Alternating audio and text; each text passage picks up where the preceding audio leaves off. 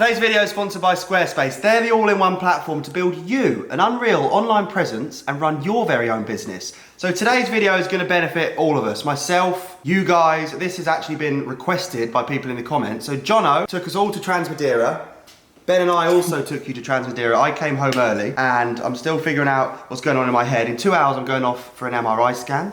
So there's a bit of downtime, but this is where I pass things over to Jono again. I mean, we're kind of getting sick of him, but I think you get one more chance to kind of present yourself on this channel and answer people's questions. So I took my Marin Alpine Trail Carbon out to Madeira. I love that bike to bits. What I've never done is set my bike up specifically and wholeheartedly for enduro racing.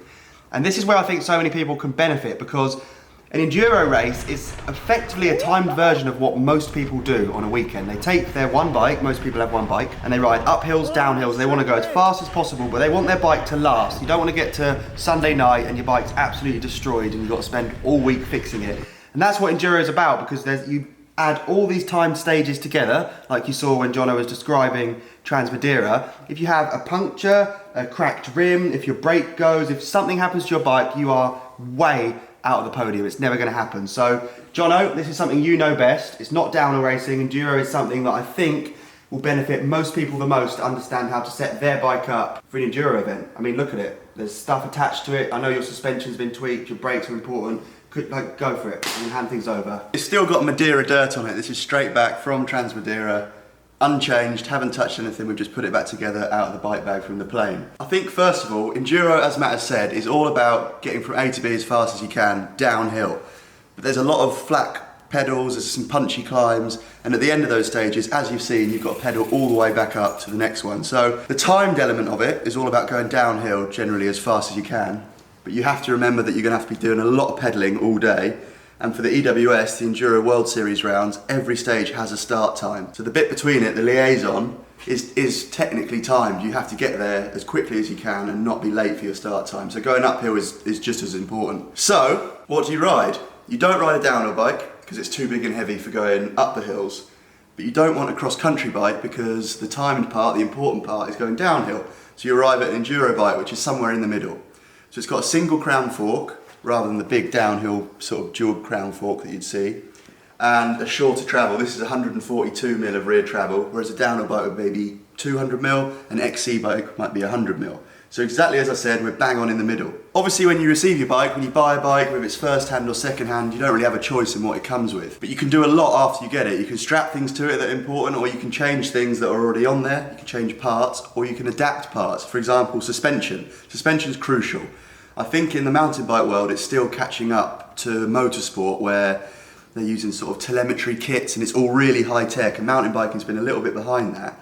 And there's a lot you can do to set your bike up for you. There's a way that a racer would have it, but every race is different, and getting it tuned for you is super important. And Brink, the bike shop where we are today, does exactly that. You can come here and get your bike completely tuned for your weight, for your riding style, and it's a lot more in detail than just setting your air pressure or your spring weight. So there's going to be a lot of talking today. There's no ride and there's no action, but there's a lot of detail. And there's learning. And we're going to split it up into parts of the bike. So first up, wheels and tyres. This is super important because it's constantly a trade-off of, do you want something lightweight for going uphill, or do you want something heavy that's strong for going downhill? And for me, it has to be strong. So I've gone for the heaviest, most strong casing tyre that this manufacturer does. So it's a downhill casing, a full downhill casing. Downhill casing is this bit, isn't it? Like the sidewall, right? Yeah. So it's like the carcass of the tyre. Exactly.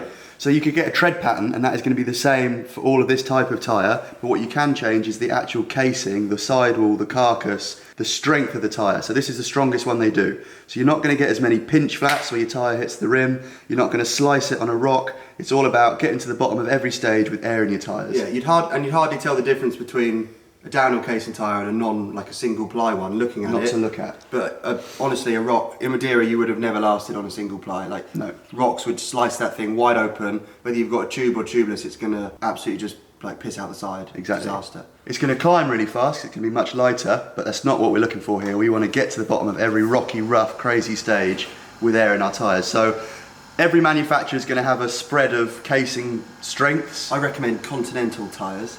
And this one is a downhill casing tyre. Tubeless. A lot of people from stock bikes, from whatever shop you go to, are going to have inner tubes in their tyres. One conversion that a lot of people do is go to tubeless. So you get rid of the inner tube, you get a rim and a tyre that works together and seats together, and you put in a bit of milky solution, that'll seat it all. So why would you do that? Well, the solution you put in is lighter than an inner tube, so you're saving that rotational weight, but also, if you get a little hole in your tyre, or a slit, or you pinch it, you're not going to get a puncture from pinching an inner tube because you don't have one, and then the sealant is going to seal any hole. So it's kind of a get out of jail card. Across sort of downhill racing, enduro racing, I'd be very surprised to see anyone running an inner tube other than Matt in Trans-Madeira. And I think you did as well, Ben. Yeah, we were alright though, but we only rode about 45 metres between us. Yeah, if you're not tubeless, I've found out it's a disaster. It's such a good conversion to do. It's an upgrade to bikes. If you buy a bike or you've got a bike, I'd look into getting it set up tubeless. You'll go for longer. In here, hidden away, I've got a tyre insert. Now, this is called a cush core, basically. There's quite a few manufacturers that do them. But all that is, it's a slip of rubber that runs all the way around the rim and stops rocks from hitting the rim as hard. So it's kind of like an added little bonus cushion. And you can feel yourself hit rocks when you have that in, and you know, okay, that's basically saved my wheel. And back to the tubeless point, if you dent your rim really bad, all the air's going to come out. That's why I wasn't tubeless in Trans-Madeira. I never explained that. Right before going, I dented my rim, so there was, like, yeah, folded in. That meant I couldn't set it up tubeless. I couldn't create a tight seal. So if I had a tyre insert, like a cush core before, I'd have prevented that. There's so much technology going on underneath this rubber, like between there and the rim. You've got tubeless fluid, you've got like a big pool, it's basically a pool noodle. It's quite an expensive piece of foam. It is like a pool noodle. Tubeless valve, like it's pretty rad, and all that definitely keeps you on the bike for longer, 100%. Brakes, Jono, it's obvious, just you need as big rotors as possible and 4 pistons for racing, right? Yeah, bigger the rotor, the bigger the moment, the bigger the leverage you have on the rotor, so the more braking force. So the biggest rotor I can get from Shimano is 203mm. So that's what we've got. Look how cool these are, by the way. These are little heat sinks. So the braking surface is here, but that's to get rid of all the heat. So they're cooling fins too on the pads, right? Yeah, cooling fins on the pads. More surface area means more thermal dissipation. Is that the right word? You did uni. Yeah, more surface area, you can get rid of more heat. That's really important, but you don't have to have a rotor like this. All I'm saying is the bigger the rotor, the more braking power. And on the caliper, this part of the brake, this has got 4 pistons. 4 pistons is more powerful than 2 pistons. That's an upgrade you can do. You can just change the caliper of your brake to get more power. But when you brake on a bike, like a car, like a motorbike, it's the front brake that does most of the work, isn't it? Yeah. So if you're going to upgrade one of your brakes to one with 4 pistons, you'd start with your front, 100%. Definitely. And you'd also usually have a bigger rotor on the front. Most bikes, if it has a 200mm rotor, that's going to be on the front, and maybe a 180 on the back. You got the biggest on both? Biggest on both. Yeah. What about, I mean, Ben, I stuck an absolute black chainring on your bike when we went, an oval. They make an enormous difference, riding long distances. The oval is so good for climbing. Drop a post, I'm sort of banging on, just ticking some boxes because you know the detail. Drop a post, it's obvious. If you don't have to get off to put your seat up. What a good thing to have on bikes. But from a racing perspective, you'd have seen in Madeira, on the stages that have got long sort of flat pedals in the middle, if you've got one of these, you can just press a button, your seat comes up, you can sit down and save a lot of energy pedalling along. Even on the time bits, yeah. Exactly. Push the button again, sit down, and the seat will drop, and you're back into descending mode, and you haven't got a seat whacking you up the bum the whole way down. On the topic of oval chain rings and chains and drivetrains, this little top guide is what you call a chain device, basically. What do you reckon, Matt? It's lovely. Brilliant, isn't it? When you're whacking around and bumping around, you don't want your chain to come off. So just a little top guide like that can save you a lot of hassle, keep you pedaling through the stages, keep you pedaling all day. You can also get a bottom bash guide. I've got one there. If you're going to whack your bike on a rock or something, you're going to get home. Cassette, that looks like quite a big ratio, doesn't it? A lot of downhill bikes, road bikes, you'd see it a lot flatter than that. The importance is when you've got a big 36 tooth front chainring, you don't want to be sort of slugging up all the climbs. So a big 45 tooth big one at the back, you can climb really easy. Are you bored yet? I'm going to talk about the things that don't come with the bike that you can add to your bike to get you from A to B and get you to the finish. So an inner tube. We said that these are tubeless, but what happens if you get a puncture, you don't have sealant, you've got a hole in your tyre, game over. If you've got an inner tube attached to your bike and a little toolkit, so that it's actually really useful. You can get an Allen key set, a tyre lever, a chain tool, and that's a pump. So if you get a puncture, you can fix it all on the side of the track, hopefully make your liaison time for your next stage and not get a penalty. Water bottle, obviously, don't have to explain what that is. I used that a lot. You did, didn't you? Yeah, a lot. I saw you putting Haribo in there. What, you filled it with sweets? Yeah, I did. Did you actually? No. Well, anyway, talking of sweets, if you're looking to build a sweet website, Squarespace would be the absolute ideal platform. I've got a link in my description below, and if you click that, you can start a free trial where you can learn all about the platform. You can build in features like calendars. If you want to book appointments with your customers, they can do that all in-house. You don't need another website for that. That goes on inside Squarespace. You can also use email campaigns. So you can email all of your customers when you've got new products, new services, whatever's going on in your world, which can benefit you and them, you can fire that out to every single person. It's great. And there's a discount code down in the description below to save 10% off your very first purchase. Don't you think so, Jono? That is pretty sweet. That is sweet. Let's talk about the bike. So, Died Bro. Oh, that's a good point. For anyone looking That's at actually this... an upgrade for these sorts of things. Yeah, anyone looking at this wondering why there's all crazy colours and patterns, this is a Died Bro kit. It's essentially just a frame protector kit. Now, why would you run that? First of all, it looks cool. You can change the design of your bike really quickly. But second of all, it protects it. So from getting whacked by rocks, if you crash, stopping getting scored and losing your paint, it's a cheap way of protecting all of your bike, and you can just change the design really quick. That's how they look. Brink do literally every single colour. Ring them up and there's me on the box, which I think's a cool brag. You know that I'm actually on this box as well, sat on the chair watching you. That's a true story. That's a very cool brag. And Chubby. That's Chubby, who was in Madeira with you. Yeah. So I'm going to get pretty detailed in a minute and get quite boring, but I think people are going to want to hear it. Before I do, I ride clipping pedals. Why do I ride clipping God, pedals? I didn't even think of that. Yeah. God, it's a disaster on flats, wasn't it, over the rocks? Oh, yeah. Yeah. What Matt's getting to, and what you found, Ben, Yeah. is if you're going over loads of bumps and things, you're constantly having to reposition your feet because they're bouncing around. If you run clipping pedals, they're fixed. They're going to stay where they are. You can kind of just take that part of your body out of your head and think, that's under control. Until... Take that part of your body out of your head. Exactly. Upgrade. That's all well and good until you start getting out of control. You need to get your foot out. And a lot of people will know when you're clipped in, you just have to turn your foot and you clip out. The other benefit, and why road cyclists use them, is you can pull up on the pedal. So you're kind of getting double the power when you're pedaling. And in a sport where pedaling is a lot of the result, that's super important. Mudguard, obviously. Chuck on one of them.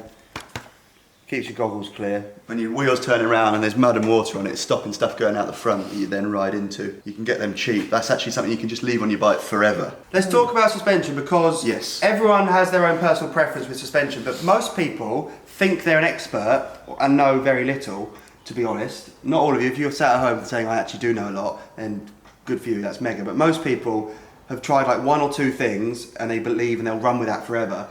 The reason we've come to Brink today is not only because they're a bike shop, they sell the majority of parts on all of our bikes, but because they are so experienced with setting bikes up for your personal needs. When I was younger, I used to come to Brink and I was going to a slopestyle competition. I'd explain what the jumps are going to be like, I'd explain what course I was riding, and they'd help me set my bike up for that. I've noticed working with Brink, a lot of people in the summer will come in here with their bike and say, I'm off to Morzine, I'm off to France, to ride my bike for 2 weeks, what changes can I make? So to add to what we've filmed already, if you brought your bike in here, these guys would give you so much advice with what to change. It's not necessarily going to cost you a lot of money either, because it might be tweaking things, adjusting your handlebar position, which is going to affect you so positively. But the big one that they do in-house here with plush suspension, like the sort of sister business at Brink, is suspension setups and servicing. A fork and a shock out the box are useless, like that's not the right word, but if they're not tailored to you, they may as well stay in the box, right?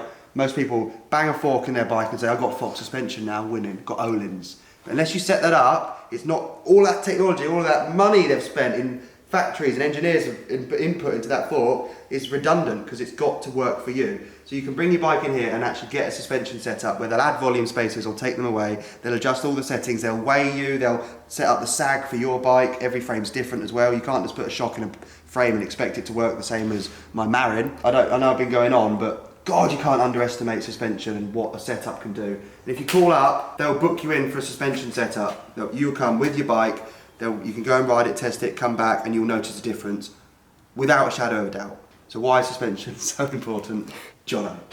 So then suspension. This is a part that I love. I did my mechanical engineering degree and Mini roll, Ben? a bit like that mini roll, I loved it. And I specialised in sort of suspension dynamics on superbikes and motorbikes. So I really love talking about suspension and I find it interesting. There's two aspects to suspension. There's stiffness and there's damping.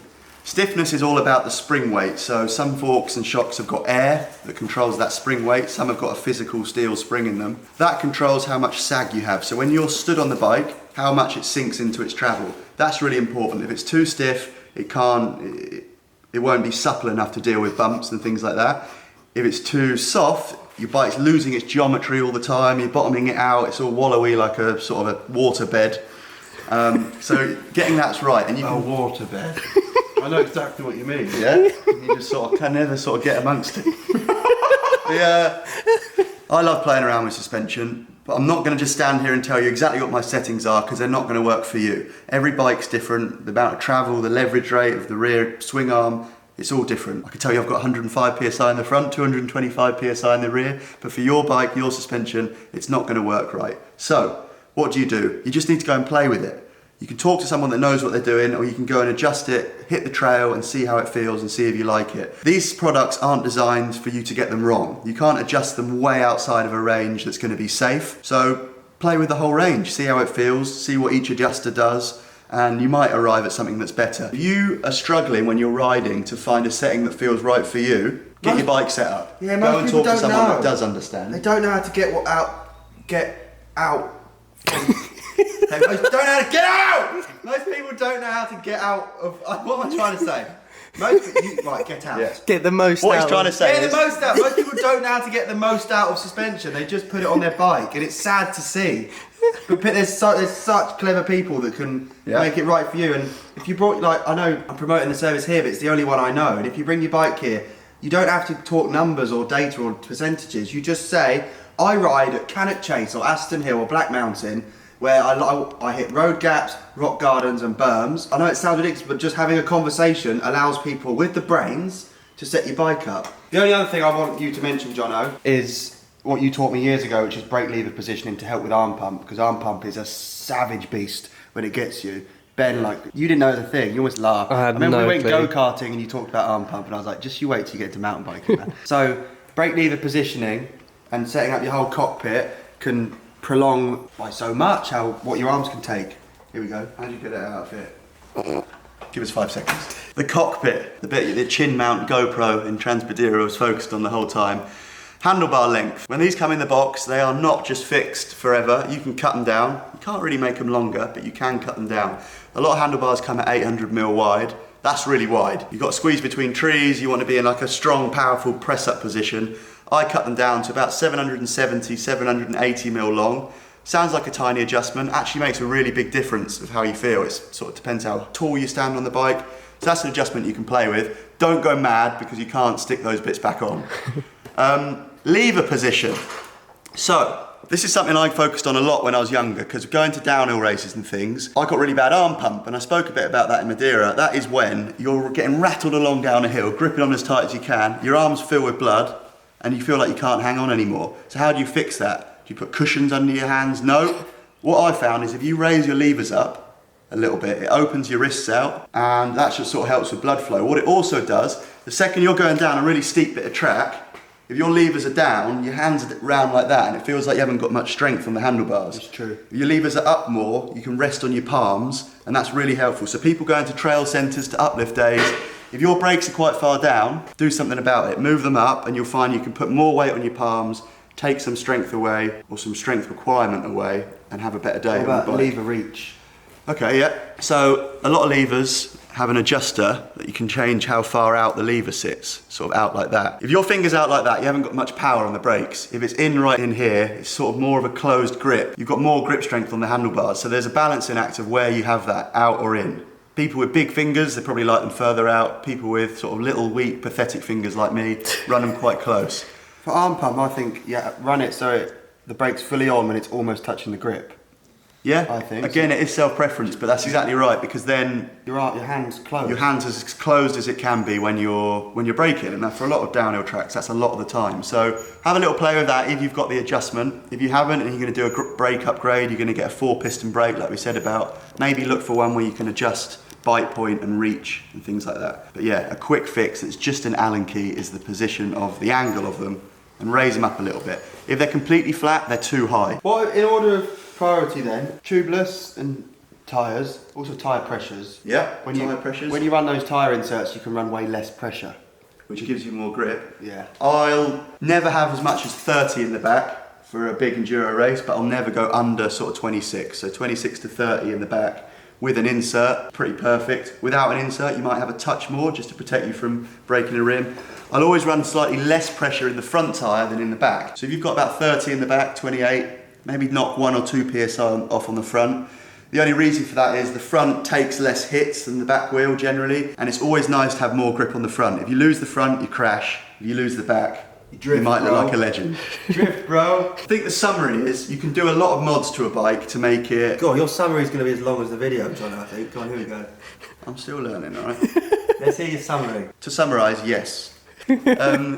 In summary, there's a lot of mods you can do to your bike to make it more aggressive, to make it more strong, more powerful brakes, tubeless wheels, strong tyres. The modifications are things to make your bike get to the finish line. But then there's the optimal things to optimise them, and that's when we come into suspension. So there's not a suspension setting that is going to make you fail in your day. You're still going to get to the finish line, but why not do it in a way that is right for you and is comfortable? And that's where getting it set up is required. So there's lots of things you can do to your bike. I hope you learned something. Stick some stuff in the comments. Matt will answer it and I'll validate it. If we do a Q&A sometime, you and I, people ask us about stuff. So yeah, hopefully you've learned something. Hopefully Matt's bike's optimum and ready for his next enduro event, whenever it is. And Ben, If you made it to the end, if you made it to the end of this video, fair play. I thought it was going to be 10 hacks to enhance your bike. It's been like a cover-to-cover encyclopedia of the history of a mountain bike. But actually, I think people will benefit from it. Cheers, Ben. Nice one, Jono. Thanks to you guys, legends. be important. If it's too stiff, it won't be supple enough to deal with bumps and things like that. If it's too soft, your bike's losing its geometry all the time, you're bottoming it out, it's all wallowy like a sort of a water bed. So